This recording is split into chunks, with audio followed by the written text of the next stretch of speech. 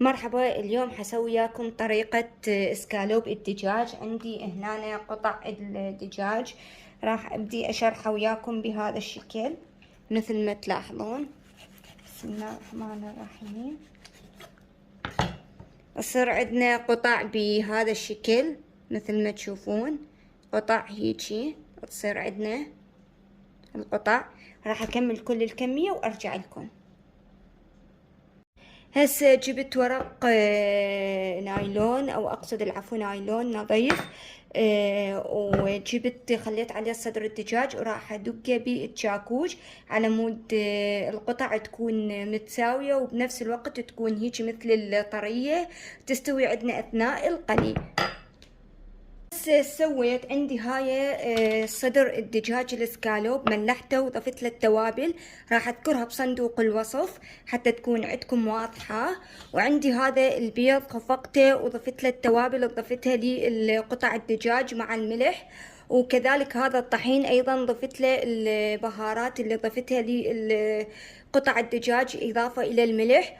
وعندي هنا الخبز الاسمر طحنته اللي هو الفتات الخبز نسميه او الخبز المطحون، ضفت له التوابل ضفتها لقطع الدجاج وضفت له شوية ملح على شوية سميد على شوية بيكنج باودر وخلطتهم مع بعض. هسه ايش راح نسوي؟ اول شي راح اجيب قطعة من قطع الدجاج اللي هي الاسكالوباية، راح اغمسها بالبيض بهالشكل. بعدها راح الوثها بالطحين من كل الاتجاهات.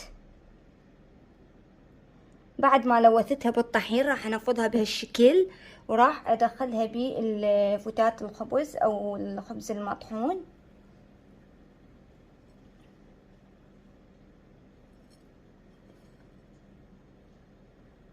بهالشكل. اريدها تدخل بكل اجزاء الفتات الخبز بهالشكل. انصفها بالصينية، اكمل كل الكمية وارجع لكم.